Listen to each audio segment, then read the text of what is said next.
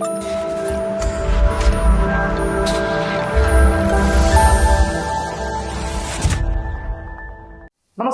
ഞാൻ രമേഷ് ഗോപാൽ. തനിമ വാർത്തകളിലേക്ക് സ്വാഗതം. ഓപ്പറേഷൻ തണ്ടർ കാട്ടാക്കട നിയോജക മണ്ഡലം ജാഗ്രതാ സമിതി യോഗം ചേർന്നു. ഓപ്പറേഷൻ തണ്ടറിന്റെ ഭാഗമായി കാട്ടാക്കട നിയോജക മണ്ഡലത്തിൽ എക്സൈസ് വകുപ്പിന്റെ ആഭിമുഖ്യത്തിൽ ചേർന്ന ജാഗ്രതാ സമിതി യോഗം MR ബൈജു MLA ഉദ്ഘാടനം ചെയ്തു.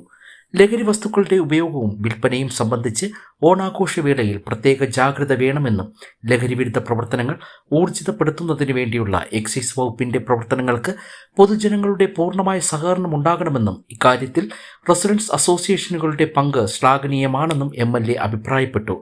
കാട്ടാക്കട ഡെപ്യൂട്ടി തഹസിൽദാർ ശ്രീമതി നിഷയുടെ അധ്യക്ഷതയിൽ ചേർന്ന യോഗത്തിൽ Nemam block panchayat president P. Shanmugham, Kattakada AEO G. Muraleedharan Pillai, excise ഇൻസ്പെക്ടർമാരായ ലതീഷ്, കാർത്തിക്, അസിസ്റ്റന്റ് എക്സൈസ് ഇൻസ്പെക്ടർമാരായ K. ബിജുകുമാർ, AEO സജികുമാർ എന്നിവർ സംസാരിച്ചു.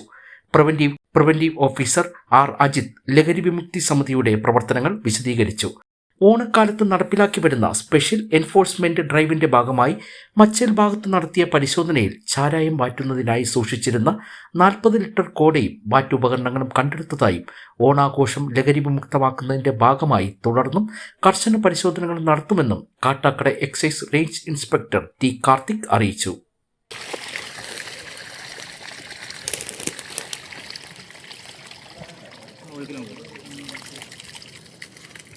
ഗോതമ്പ് എല്ലാം ഉണ്ട്.